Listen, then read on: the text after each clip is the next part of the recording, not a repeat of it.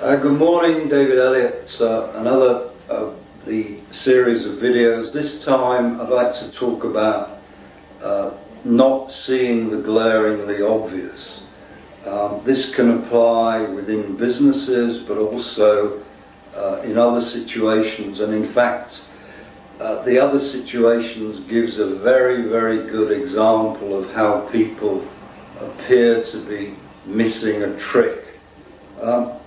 Unfortunately, education in this country, in the public arena, that is, those schools where people are not actually paying for the privilege, has a number of problems. And I think that part of this problem has been very obvious for a long time, and people have not seen the implications. Why have they not seen the implications?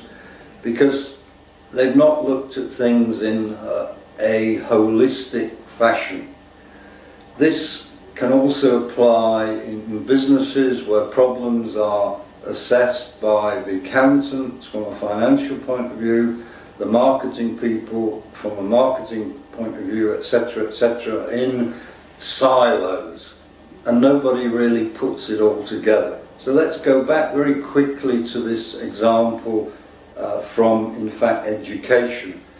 If you look at performance up to the age of 11 in the so-called SATs exams, pupils generally do reasonably okay, certainly on an international comparison basis. If, however, you look at the figures or the results at 14, you see a real deterioration in performance. So there is a problem. How has this been resolved, or how have people tried to resolve this? Basically, they've tried to improve performance at secondary school level, but sadly the results have not been very impressive. How would somebody else view this situation, that is a non-educationalist or somebody who's not politically involved?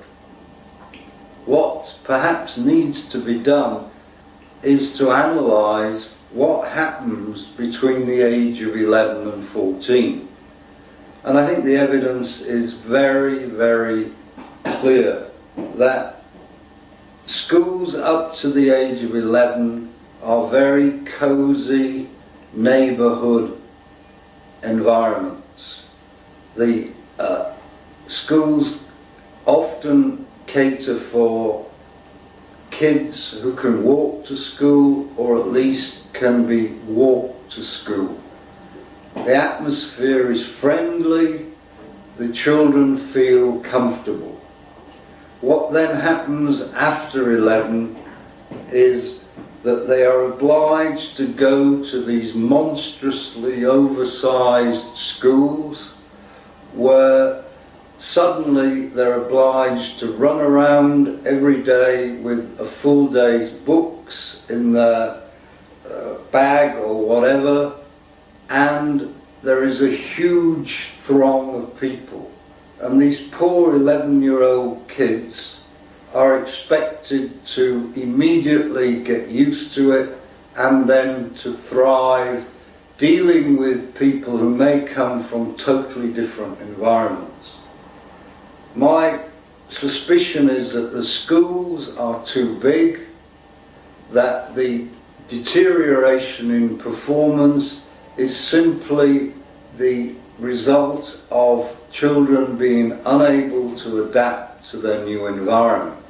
The answer would be to have smaller schools and not waste as much money as the government has been doing on academies and such like, which don't solve the problem.